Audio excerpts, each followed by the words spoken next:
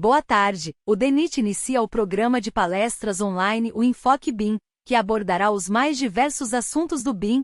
É um evento mensal, que trará um pouco mais de conhecimento da aplicação BIM em infraestrutura e das evoluções da implementação da metodologia na autarquia. A intenção é observar os desafios e soluções, levando um ponto de vista realista de como o nosso corpo técnico tem lidado com todas as dificuldades que são inerentes ao processo de implementação de uma nova metodologia. Hoje trazemos o coordenador geral de cadastro e licitações do DENIT, Rafael Gerard Almeida, que compartilhará seu conhecimento a respeito de obras e serviços de engenharia na nova lei de licitações.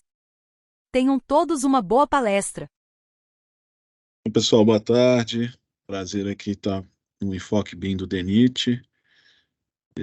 Recebi o convite aí do Lucas Boto, então queria agradecer pela oportunidade de participar desse projeto.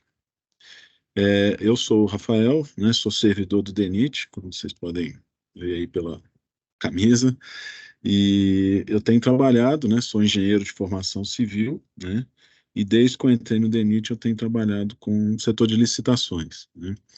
Então, atualmente, eu estou ocupando o cargo de coordenador geral de cadastro e licitação desde 2019, e a proposta é que a gente falar um pouquinho das contratações, né, de obras e serviços de engenharia pela nova lei de licitações, né? Então, e tentar fazer esse link, né, com o BIM, né? A nova lei já abre um caminho aí para a utilização de BIM, tanto em projetos como em obras, e a ideia é a gente ver, né, como a gente faria isso na prática, né? Que objetos que a gente poderia contratar, né? E, e a modelagem do processo, né? Será que é um pregão? Será que é uma concorrência? Será que é o menor preço? Será que é um técnico e preço? Então, tentar explorar um pouquinho dessa modelagem do processo, né? De obras e serviços de engenharia, com o intuito de incorporar o BIM nessas contratações, tá? Como eu comentei, né, a nova lei ela é de 2021 e ela vem já com um período de adaptação, vamos dizer assim, até 29 de dezembro desse ano. Então, nesse período, a gente ainda não é obrigado a utilizar a nova lei, que é a 14.133, né, de 2021. Mas, a partir do ano que vem, não vai ter escapatória, né? A gente vai ter que utilizar a 14.133. E nesse objeto especificamente, né, obra, serviço de engenharia, a gente vai ter algumas mudanças interessantes, né? Então, a gente vai tentar passar um pouquinho aqui na nossa apresentação. Hoje, né, ainda olhando alguns artigos, né, na internet, eu vi aqui essa publicação da PINE de 2020, né, onde ele fala que em obras que já utilizam esse conceito BIM, olha as vantagens que foi encontrado, né? 22% no custo de construção, 33% no tempo de projeto e execução, 33% em erros em parte documental, né? Tudo a menos, né? 38% menos reclamações após a entrega da obra, né? E 44% de redução nas atividades de retrabalho. Então, assim, com dados desses, a administração pública tem que aproveitar, né, para incorporar esse tipo de tecnologia nas suas contratações, né? A gente sabe que quando a gente faz uma licitação, né, de órgão público, um dos princípios a eficiência, a economicidade, né? Então, já que essa tecnologia tem trazido essas vantagens, né, nessas obras, por que não a administração pública também não incorporá-las, né? A gente tem que lembrar que hoje a administração pública, ela saiu ali do modelo, já há algum tempo, né, de contratação direta para contratação indireta, né? Então, a gente precisa, né, fazer os processos de licitação para ter essas contratações. Então, como eu comentei, né, a 14.133 de 2021, né, foi publicada, não é mentira, né, 1º de abril de 2021, né, e já passou 2 anos, né, mas, por exemplo, a gente está começando a usar agora, né, nós tivemos recentemente os primeiros editais homologados aí pela nova lei. Na parte de obras e engenharia, ainda não tivemos nenhum, né? Muito se deve à parte de regulamentação, que ainda carece de regulamentos, decretos, para a gente poder usar com tranquilidade a nova lei. Mas como eu comentei na abertura, o prazo está acabando, né? 29 de dezembro seria o limite aí para a gente mudar de página e usar a nova lei. Como eu comentei, a lei ainda é um pouco tímida, né? Se a gente fizer uma busca lá na lei, a gente vai encontrar um artigo só que fala, na verdade, um parágrafo, né, que fala sobre a aplicação do BIM, né? Mas eu entendo que já é o caminho para a gente poder avaliar em que situações que a gente vai aplicar esse conceito, né? Então, isso está lá no artigo 19, né? Os órgãos da administração com competências regulamentares relativas à atividade de administração de materiais, de obras e serviços, né? Deverão promover a adoção gradativa de tecnologias e processos integrados que permitam a criação, a utilização e atualização dos modelos digitais de obras e engenharia. E aí, né, nesse parágrafo, né, ele cita a modelagem por meio do conceito de BIM, né? Então, nas licitações de obras de engenharia e arquitetura, sempre que adequado ao objeto da licitação, será preferencialmente, né, então, a princípio não tem uma obrigatoriedade, né, mas tem uma preferência, de adotar essa modelagem por BIM, ou uma tecnologia, né, que venha a substituí-la. Hoje em dia, a gente não pode parar no tempo, né? Então, provavelmente daqui a pouco vai vir outra tecnologia, e a ideia é que ela seja sempre aplicada nessas contratações de obras de engenharia. Então, meu objetivo aqui, né, quando eu recebi lá o convite do Lucas, foi tentar ver é, quais seriam esses objetos aí, né, aonde faria sentido a gente utilizar a modelagem da informação da construção, né? E aí, definido esses objetos, como a gente montaria o nosso processo de licitação, tá? Então, a minha ideia hoje é a gente discutir esses dois pontos, né? A definição dos objetos e depois a modelagem desse tipo de contratação. Como eu comentei, a lei é tímida, né? Só traz esse parágrafo, né, falando da preferencialidade, né, de adotar a metodologia BIM, não a obrigatoriedade, mas é previsto, né, como a gente pode ver lá no próprio site do Ministério da Gestão, um decreto específico do BIM relacionado à nova lei de licitação, né? Não tem aqui, como a gente pode ver, uma previsão de quando ele vai sair, né? Volto naquele escopo que eu falei no início, né, de que essa lei carece de muitos regulamentos, né, e um deles, né, que já está previsto, é esse decreto. Acredito que quando essa regulamentação sair, vai ficar mais fácil a nossa aplicação. Mas, por enquanto, já dá, né, para a gente explorar os objetos que eu entendo que vão fazer mais sentido aí a aplicação do BIM e a modelagem desses processos, tá? Ou seja, a corrida já começou, né? Estamos no início do caminho, né? Quando a gente começar mesmo, acho que acredito que já nesse segundo semestre a gente já vai começar algumas contratações de obra e serviço de engenharia pela nova lei, mas com mais intensidade ou na totalidade no ano que vem, né? Todas as nossas contratações já vão seguir a 14133, né? E aí, né, eu destaco exatamente no artigo 6 da nova lei, esses serviços, o que a lei chamou, né, de serviços técnicos especializados de natureza predominantemente intelectual, né? E aí ela tem uma lista aí que vai de A a H, e eu destaquei esses três aqui, A, D e H, porque acho que esses seriam os objetos onde a gente conseguiria, né, ter uma aplicação mais imediata do conceito BIM, né? Aqui já focando mais nos serviços, né? Então, a gente teria no inciso A os estudos técnicos. Então, por exemplo, aqui seria, no nosso caso, o DENIT, os EVTEAs, né? Algum estudo específico de meio ambiente, né? As contratações que envolvem planejamento, projeto básico, projeto executivo, né? Fiscalização, supervisão e gerenciamento de obras e serviços, né? Além do que ensaios, análises, testes, ensaios tanto de campo quanto de laboratório, né? Instrumentação, alguma questão de monitoramento, né, que a gente, depois da obra já instalada, ou numa situação de emergência, né, que você precise monitorar algum trecho, seriam, no meu entendimento, né, esse serviço onde a aplicação talvez seria mais interessante de utilizar essa modelagem, né. E aí, né, pensando exatamente nesse tipo de serviço, a gente já vê de cara que o pregão não vai se aplicar a esse tipo de contratações, né. Conforme já desde que a lei do pregão saiu, né, aplica em 2002, né, 10.520 de 2002, a aplicação é para aquisição de bens e serviços comuns, né. Então, esses serviços técnicos especializados de natureza predominante intelectual não vão se encaixar também na nova lei a modalidade pregão, né. Então, o que vai sobrar, vamos dizer assim, para a gente modelar esse tipo de serviço, é a utilização da concorrência, né. Lembrando que é uma concorrência bem diferente da concorrência da 866, né. O nome é igual, mas a dinâmica, o procedimento, o rito é completamente diferente, né.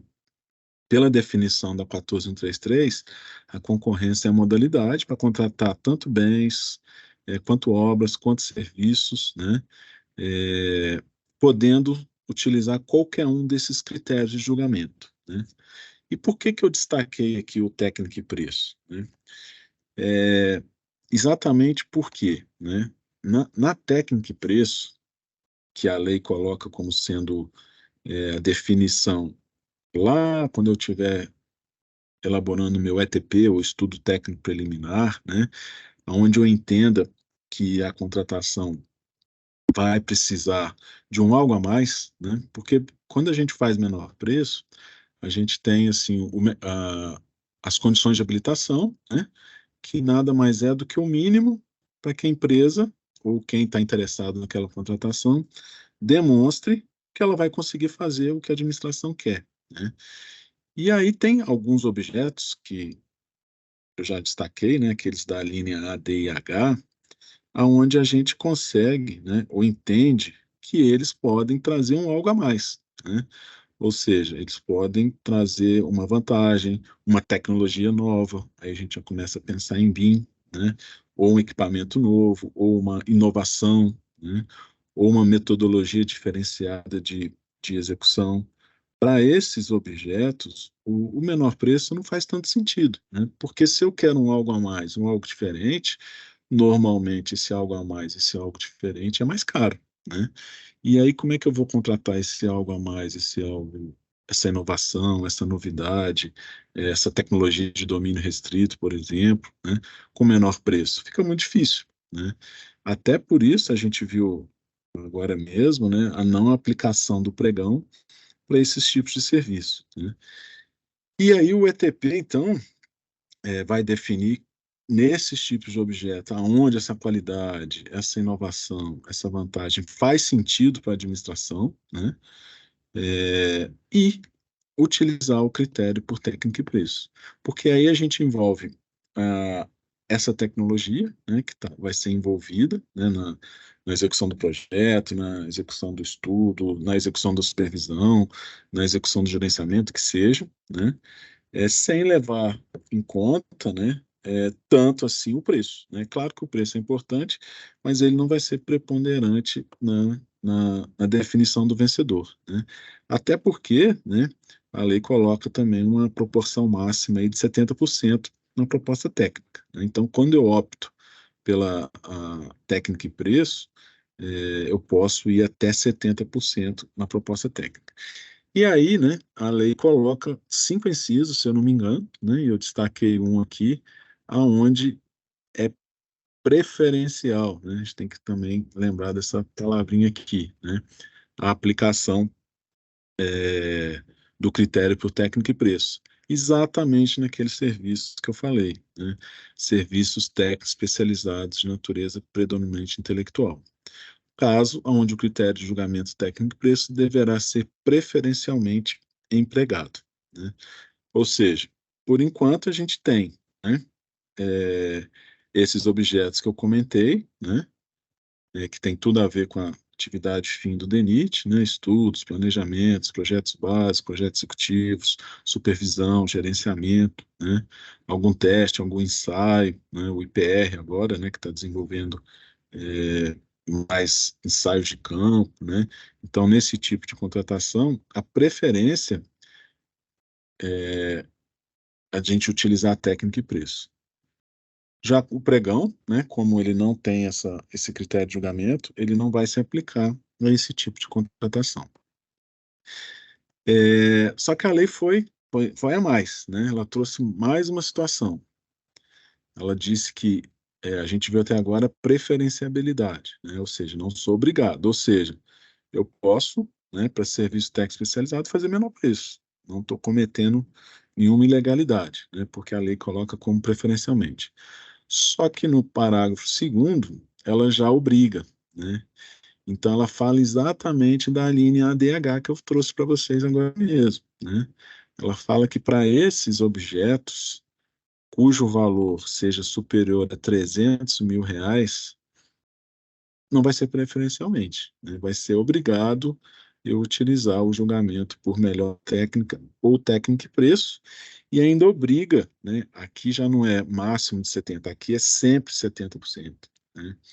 Então, se a gente voltar aqui na linha ADH, né, que são os estudos, planejamentos, projetos básicos, projetos executivos, fiscalização, supervisão, gerenciamento de obras e serviços, né, ensaios, teste, monitoramento, né, questão ambiental, parâmetros de obra, né, acima de 300 mil, que normalmente para o nosso âmbito DENIT são 100% das contratações, né, é muito difícil da gente ter um objeto desse abaixo de 300 mil, a gente vai ser obrigado a utilizar o critério técnico e preço. Ok? Bom, até aí tudo bem, né? Então já definimos aqui que esses objetos da linha ADH acima de 300 mil vão ser utilizados técnico e preço. E aí então vem uma situação para a gente pensar aqui, né? Técnico e preço. Vamos supor, né? A gente viu ali no artigo 36 que a gente precisa, lá no ETP, né, dizer que a técnica e preço vai ser quando eu precise, né, ou o objeto necessite de uma garantia maior para sua execução, certo? Então, seria importante, né, que o nosso critério técnico avalie isso, né?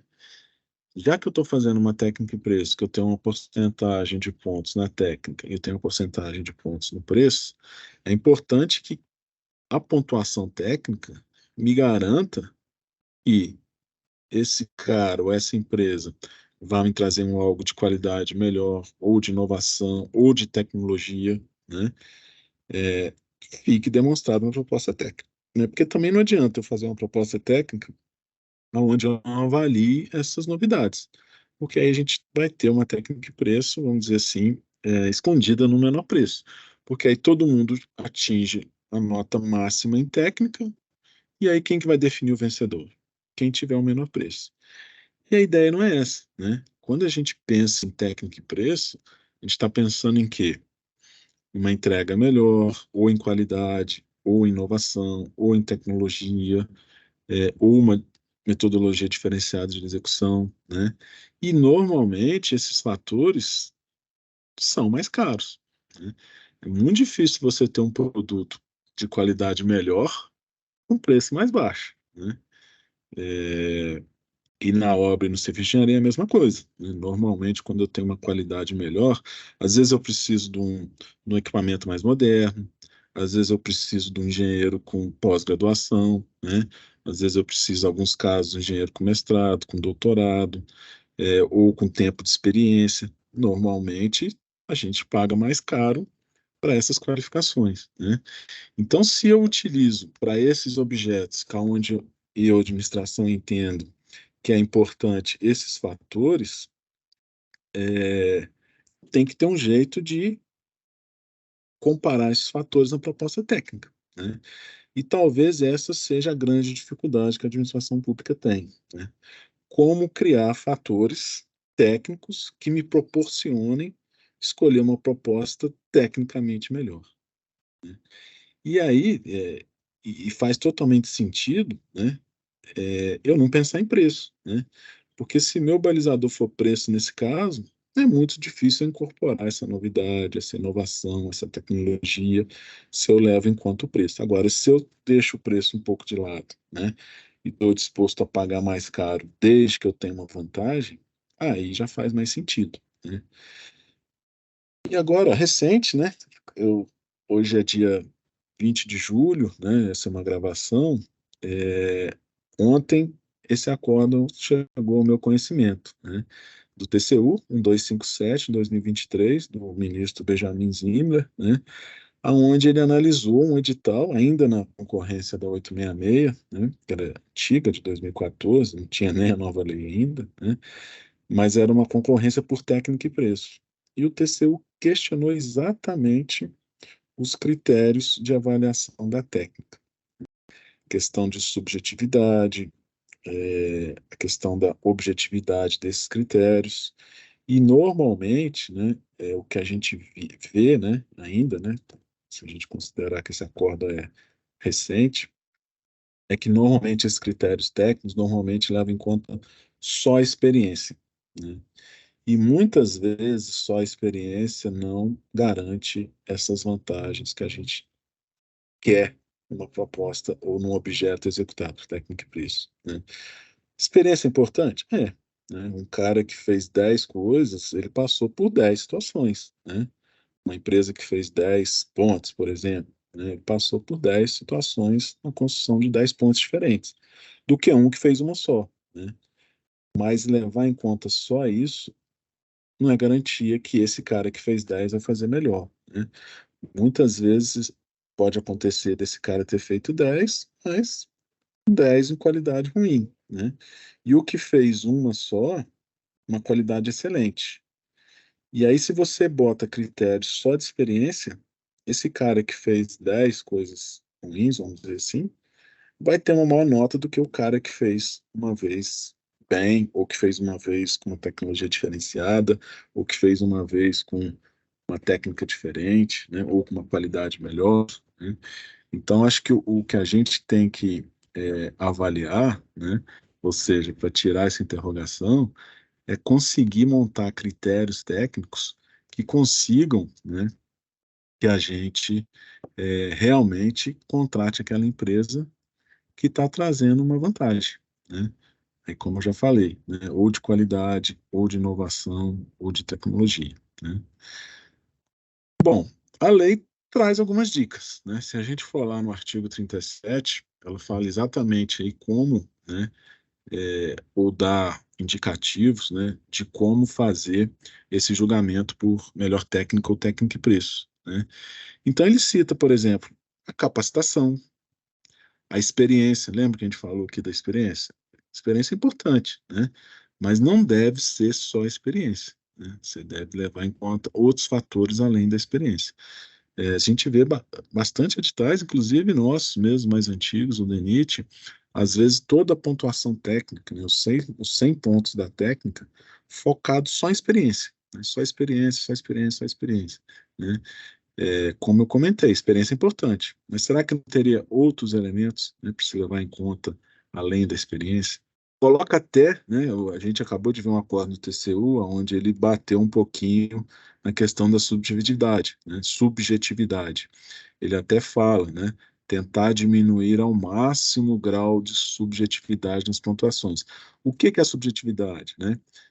Se você pegar três pessoas diferentes para fazer uma análise de critérios subjetivos, provavelmente você vai ter três notas diferentes, né? Agora, se você tem critérios objetivos, você vai pegar três pessoas, você vai ter três notas iguais, né? Então, quando a gente fala em proposta técnica, né, a gente sempre vai tentar buscar critérios objetivos, e diminuir o máximo possível a questão da subjetividade. Esse acordo, depois vocês podem consultar ele na íntegra, né? Ele deu multa aqui para o gestor, né? Porque ele entendeu que havia muitos critérios subjetivos, né?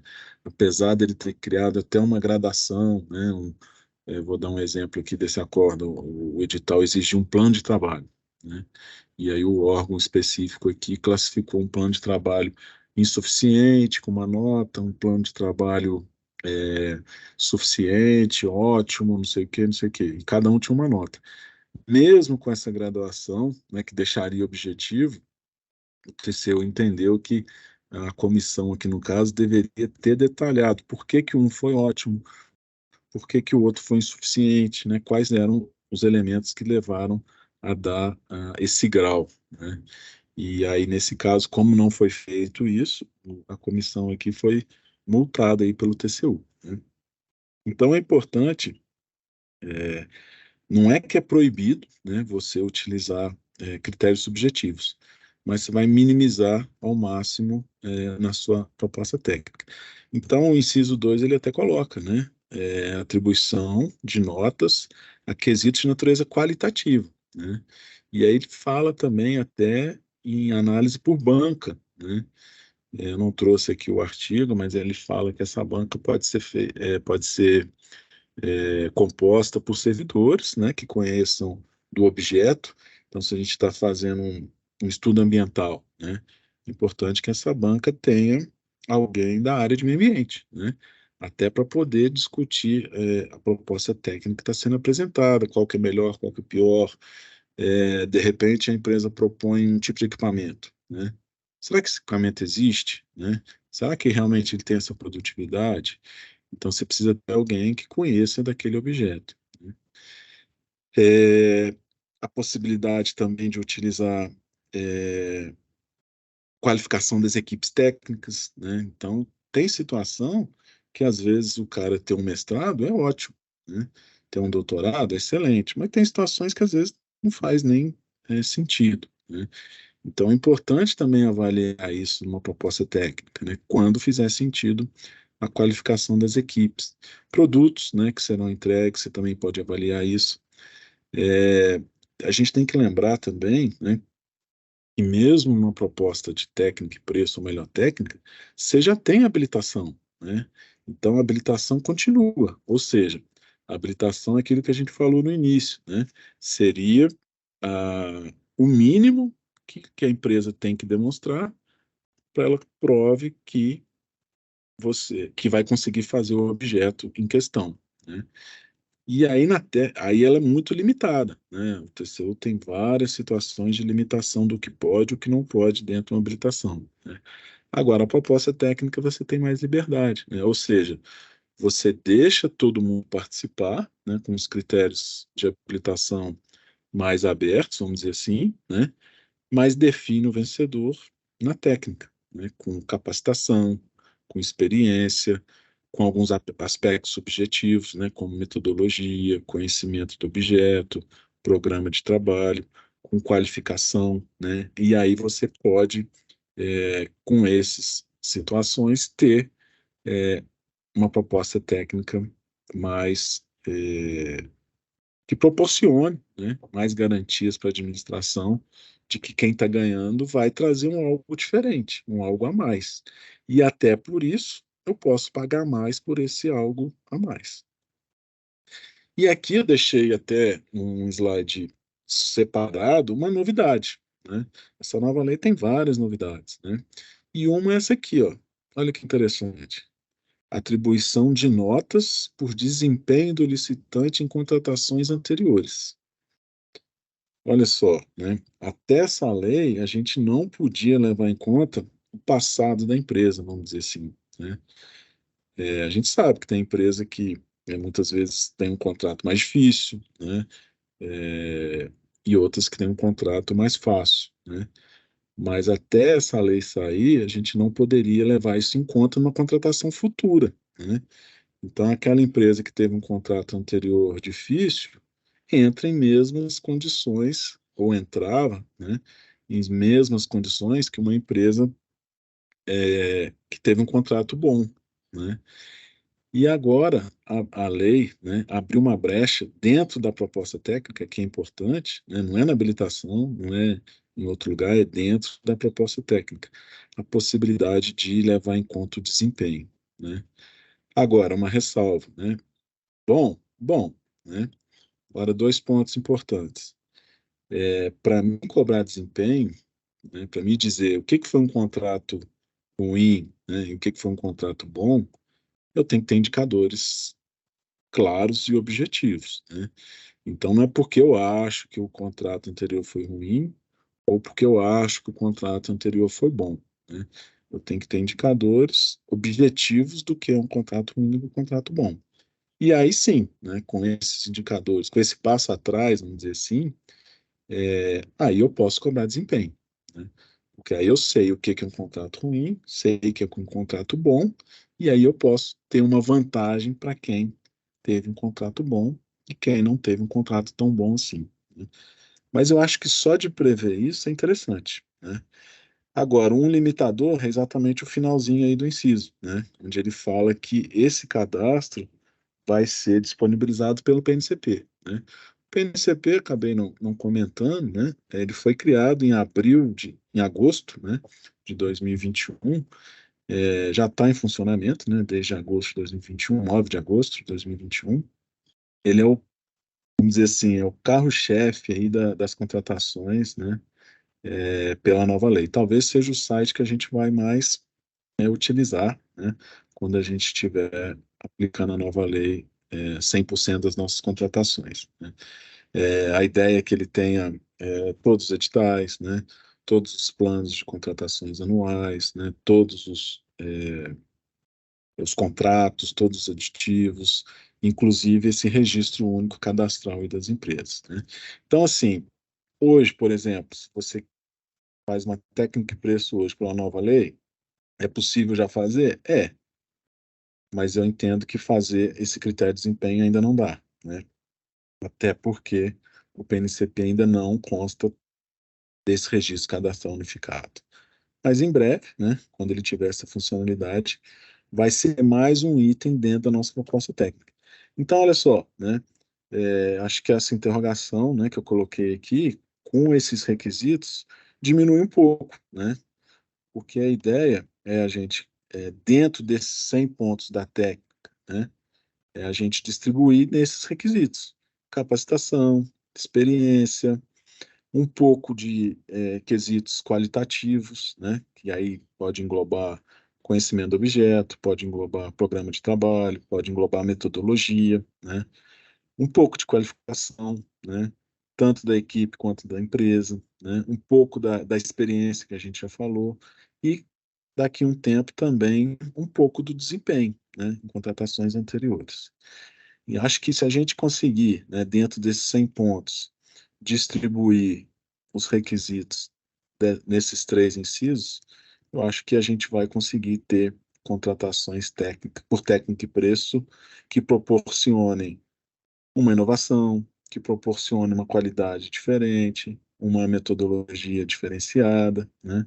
Porque hoje, né, se a gente pegar os vencedores de técnico e preço, o que que a gente percebe, né? Posso ter um desafio para vocês aí. Peguem qualquer edital pela 866, contratado por técnico e preço, que já terminou, óbvio, né?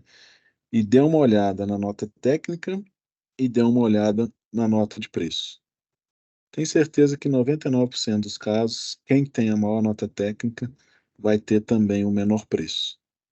Por quê? Porque normalmente os critérios são experiência. E aí vocês vão concordar comigo que normalmente quem tem mais experiência é porque às vezes tem uma produtividade maior, né, faz mais aquela atividade repetidas vezes, e consegue um preço menor, né? Mas aí, no meu entendimento, a gente distorce o conceito da técnica e preço, né? Porque na técnica e preço eu quero um algo a mais, quero um algo diferenciado, né? É o que está aqui no artigo 36, né? Demonstre que a avaliação e ponderação da qualidade técnica superem os requisitos mínimos.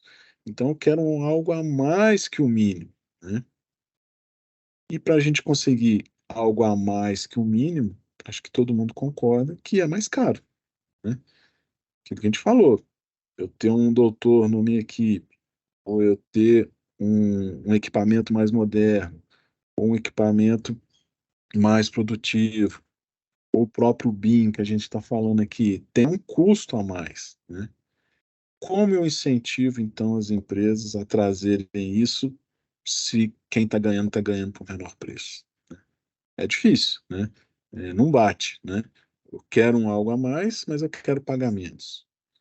Então, a técnica de preço, se bem usada, né? Ou seja, com uma distribuição desses itens que a lei trouxe, eu acredito que a gente vai começar a virar, né? A gente vai ter os caras com maior nota técnica, mas também com um preço mais alto. Por quê? Porque o preço para ele fazer aquilo melhor, né? Ou com metodologia diferenciada, ou com uma inovação, é mais caro. E ele vai ganhar, né? Porque ele vai proporcionar técnica maior e vai, por causa disso, ter um preço maior. E quando eu somo as duas, né?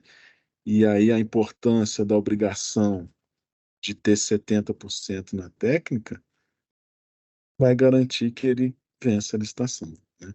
Porque também não adianta nada eu utilizar, né, todos esses critérios bonitinho, bonitinho, e colocar 70% para preço, né? Aí não adianta nada, né? Porque aí o menor preço vai ganhar e muitas vezes esse menor preço não vai trazer esse algo a mais que eu quero naquela contratação. Tá? Então, assim, mais para vocês pensarem, né, exatamente nessa modelagem de contratação, né? Eu vou voltar lá no inciso A, nas alíneas, né? A, D e H, para a gente relembrar, né? Então, esses objetos, pela nova lei, né? Onde eu entendo que o BIM vai ser preponderante, né? Para uma qualidade melhor dessas entregas, desses serviços, é, estudos, planejamentos, projetos executivos vão ter que ser contratados por técnico e preço. Então, quando a gente for pensar na proposta, como cobrar, né, a técnica, a gente tentar variar todos esses elementos nos 100 pontos da proposta técnica. E aí, eu acho que a gente vai conseguir mudar um pouquinho aquele cenário, né? Onde a maior nota técnica também vai ter o maior preço. E vai estar perfeitamente justificado aquele maior preço, né? Por quê? Porque ele vai trazer um algo diferente, vai trazer um algo a mais, né? Tanto em qualidade, quanto em inovação, quanto em tecnologia. Então a gente consegue, eu entendo que a gente vai conseguir melhores contratações, que é o que a gente busca, né? Melhores projetos, projetos que exatamente aquele resultado, né? Que eu comecei aqui no início da apresentação do estudo da PINE de 2020, né? Ou seja, diminuição de custo, diminuição de tempo, diminuição de erro, né? Diminuição de reclamação e o pior, talvez, né? Diminuição de retrabalho. Se a gente conseguir percentuais, né, nessa ordem de grandeza aí, com o BIM e com as contratações por técnica e preço, é todo é o que o cidadão quer, é o que o gestor quer, é o que o órgão de controle quer, né? É o que todo mundo vai. Eu ainda separei aqui dentro das obras, né? Por enquanto a gente falou muito de serviço, né? Eu separei aqui dentro das obras, né? Dois regimes, né? O meu tempo está acabando, né? Já estou mais ou menos com 38 minutos, mas ainda dá para a gente falar rapidamente aqui, né? Da possibilidade aí de utilizar a integrada e a semi-integrada na nova lei. Se a gente comparar isso com a 866, né? São novidades interessantes, né? Porque na integrada e na semi-integrada, eu vou proporcionar o quê? Que o contratado faça o projeto e a obra, né? No caso da integrada, o básico, o executivo e a obra, e no caso da semi-integrada, o executivo e a obra, né? E aí, a gente vai estar com serviço e com obra numa contratação única, né? Aí vale tudo que a gente falou para a questão do serviço, e a obra nada mais é do que o resultado dos projetos elaborados, né? Então, assim, eu queria destacar, né, que dentro da nova lei, a obrigação da gente ter a matriz de risco nesses regimes de contratação, né, fundamental, né, a questão do risco, né, tanto da empresa quanto da administração, alocado dentro dessa matriz de risco. É importante a gente lembrar, né, que risco alocado por contratado não faz jus a termo aditivo, né? E para a administração, é uma decisão da administração fazer ou não o termo aditivo. Então, essa alocação dentro da matriz de risco é fundamental para o sucesso dessa contratação, né? E uma novidade que a nova lei trouxe, né, é a questão do licenciamento, né? A gente tem uma situação meio esquisita, né? Onde você faz uma integrada, ou seja, você tem que ter o projeto básico ainda, né? Muitas vezes sem ter a licença, e aí depois, como é que você vai fazer a obra se não tiver licença? Então, a nova lei trouxe uma situação interessante, né? Que no caso de obras de engenharia, né, onde o licenciamento é responsabilidade da administração, ou seja, ele está alocado para a administração, eu não posso fazer uma licitação sem a manifestação prévia ou a licença prévia do órgão ambiental, tá? Agora, se esse risco tiver o contratado, eu posso. Então, isso é novidade, tá? É importante a gente lembrar disso aí quando for fazer as contratações integradas ou semi-integradas pela nova lei.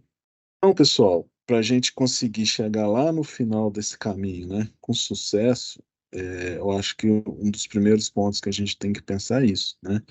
Como modelar essas contratações aonde é importante a gente ter um algo a mais, né?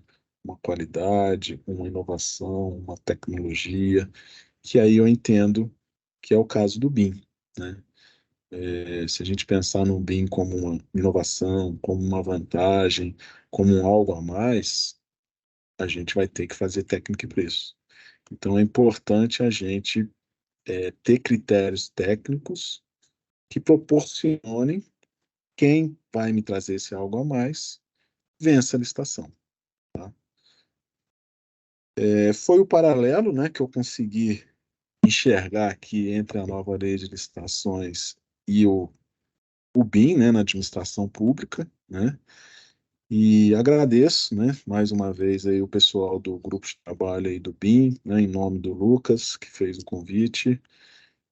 Fico à disposição aqui no DENIT, né, o que precisarem. E mais uma vez aí, obrigado pela oportunidade. Um abraço a todos. Esse foi mais um Enfoque BIM DENIT. Agradecemos a atenção de todos. Ressaltamos que temos nosso e-mail para formalizar dúvidas e trocar conhecimentos, que é o bim@denit.gov.br, e também por meio do nosso portal BIM no DENIT. Basta buscar em nosso site por Diretoria de Planejamento e posteriormente BIM no DENIT. Lá você encontra todas as nossas notícias e conteúdos a respeito de BIM que têm sido difundidos por nossa equipe. Tenham todos uma boa tarde.